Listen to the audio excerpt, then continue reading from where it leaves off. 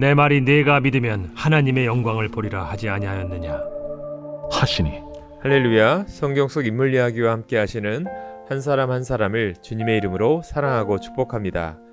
2022년 새해 계속해서 하루하루 지나갑니다.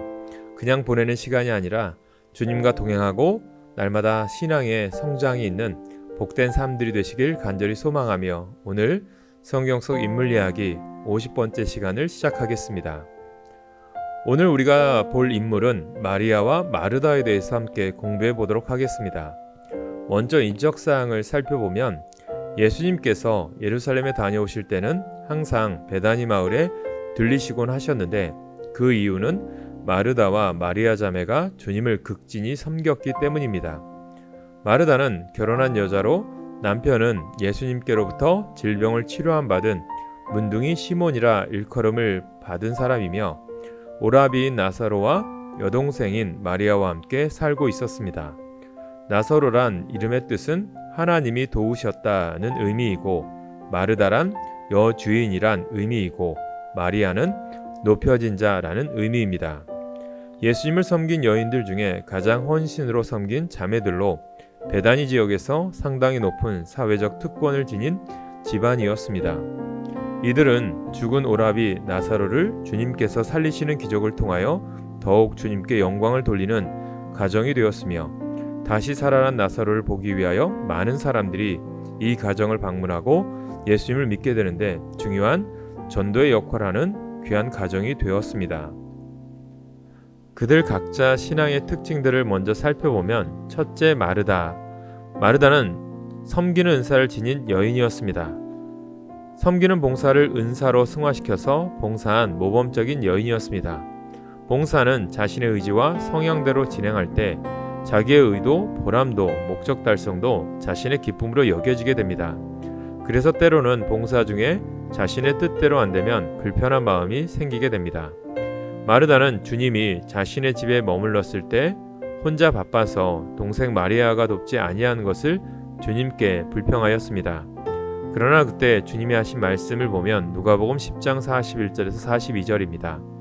마르다야, 내가 많은 일로 염려하고 근심하나 몇 가지만 하든지 혹은 한 가지만이라도 족하니라 하신 말씀을 깨닫고 내가 다 하려는 것보다 내게 있는 것 한 가지만이라도 기쁘게 봉사하면 되는구나를 깨닫게 되었습니다. 그 이후 나사로가 살아나서 집안에서 잔치를 할 때는 제자들과 주님, 삼남매 등 모두 17명의 음식을 준비할 때 누구에게도 불평 없이 혼자서 모든 것을 준비하였습니다. 봉사의 의미를 일에서 대상으로 바꾸는 헌신, 이것이 참된 은사의 활용입니다. 마르다는 섬김의 은사를 올바르게 보여준 여인이었습니다. 또한 부활신앙을 깨우친 여인이었습니다. 부활을 믿고 신앙생활을 하는 것과 부활신앙을 지니고 신앙생활을 하는 것은 많은 차이가 있습니다. 마르다는 부활을 믿는 신앙이었기 때문에 마지막 날에는 죽은 자 모두가 부활할 줄을 아나이다 라고 하였습니다.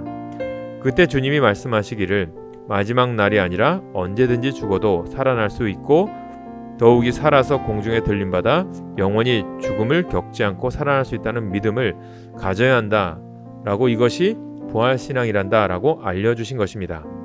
소원과 신앙 사이에 의지가 있으면 상황이 비정상일 때는 불일치가 일어나게 되지만 하나님이 계시면 비정상일 때도 일치가 일어납니다. 구약의 부활신앙을 지닌 사람이 아브라함입니다. 독자 이삭을 번제로 바치게 하셨을 때 아브라함을 하나님께서 이삭을 죽음에서 살려주시던지 다시 태어나게 하실지를 믿고 이삭을 죽이려 하였습니다. 마르다의 신앙도 죽은 오라비 나사로가 지금 당장 살아날 수 있다는 주님의 말씀을 받아들이게 됩니다. 또한 마르다의 신앙을 보면 하나님의 영광을 본 여인이었습니다. 믿음의 본은 예수님이 하나님을 믿는 믿음이 원형입니다. 그 이유는 예수님의 뜻이 하나님의 뜻이기 때문입니다. 주님은 자신의 삶의 목적을 하나님의 영광을 위하여 사신 분이셨습니다. 주님은 마르다에게 너도 나 같은 믿음을 가지면 하나님의 기적을 볼 수 있음을 알려주십니다. 사람들은 대개 보아야 믿습니다. 그러나 신앙은 믿어야 봄을 말하고 있습니다. 회당장 야이로도 로마 백부장도 주님의 말씀을 믿었습니다. 그러자 죽은 딸이 살아나고 중풍병 들은 하인이 나음을 입었습니다. 마르다도 주님의 가르침을 믿었습니다. 그러자 오라비 나사로가 살아나는 기적을 체험하게 되었습니다.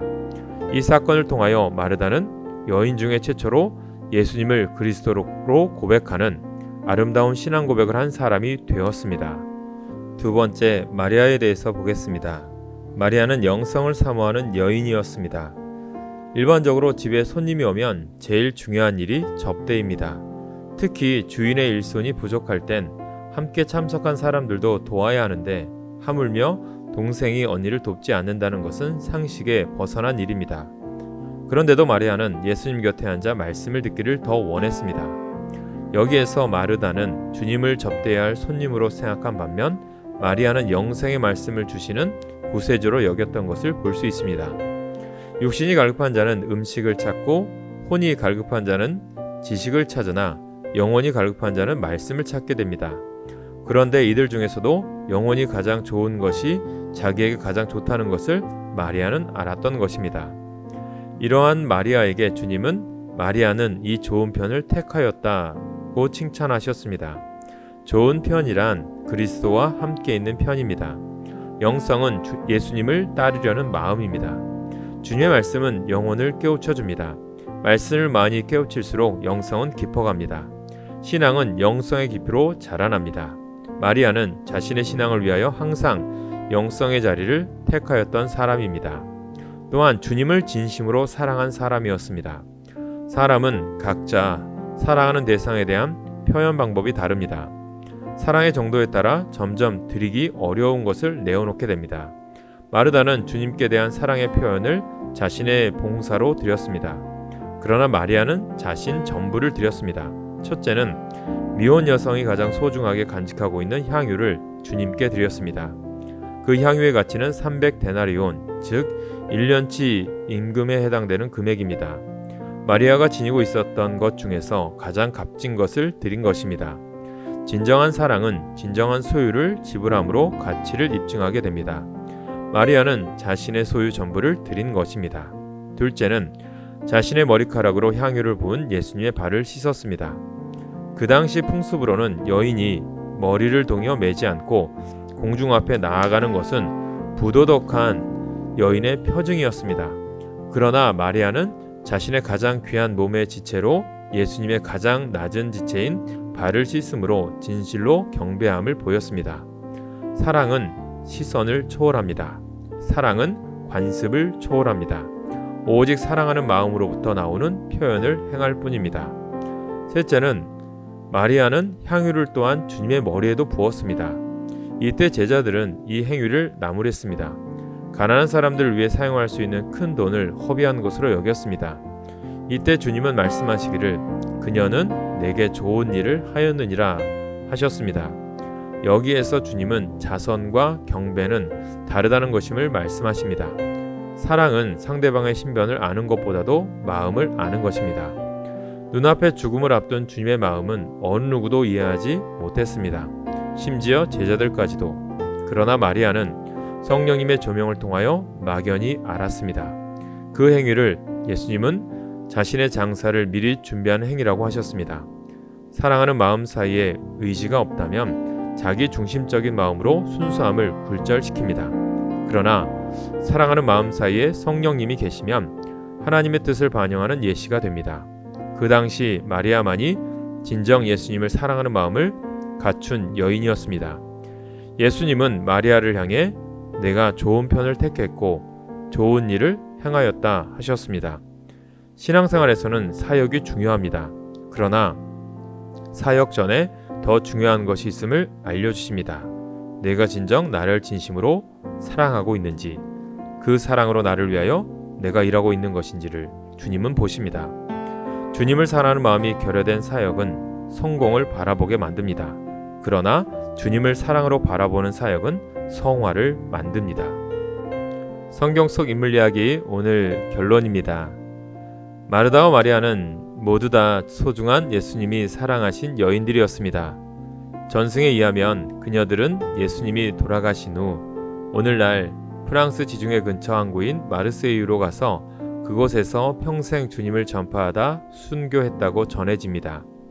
한 여인은 섬김으로, 한 여인은 헌신으로 자신의 삶을 주님께 드린 아름다운 그들의 신앙은 영원히 그리스도인들의 기억에 남을 것입니다.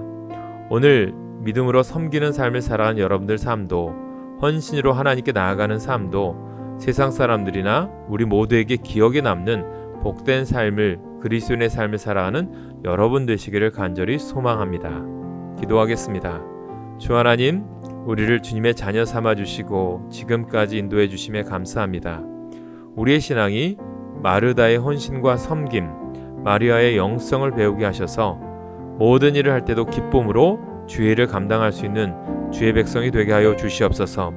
믿음으로 사는 것이 오직 주의 영광을 위하여 살길 원합니다. 나의 나된 것을 내 것으로 나타내는 것이 아니라 주님의 은혜임을 고백하게 하시고 날마다 겸손함으로 주님의 일을 감당하고 은혜로 주의 일을 헌신할 때 그 헌신이 천국에서 해와 같이 빛나게 하여 주시옵소서. 성경 속 인물 이야기를 통해서 우리가 날마다 깨닫게 하십니다. 오늘도 주님 저희를 택하신 이유는 우리를 통하여 주님이 하실 일들이 있음을 믿고 오늘도 그 일에 앞장서서 감당함으로 하나님께 영광 돌리는 복된 삶을 누리는 오늘 이 성경 속 인물 이야기와 함께 하시는 모든 분들 되게 하여 주시옵소서. 믿음으로 살아가는 저희들 삶에 항상 기쁨이 넘치게 하시고 영육간에 강건함 주셔서 날마다 하나님의 일하기에 부족함 없도록 주님께서 때를 따라 도우시고 인도하여 주시옵소서. 성령께서 2022년 동행하시고 소망하고 기도하는 모든 것들마다 응답받는 복된 한 해가 되게 하여 주옵소서. 우리의 삶을 항상 선한 길로 인도하시는 우리 주 예수님의 이름으로 간절히 기도하옵나이다. 아멘.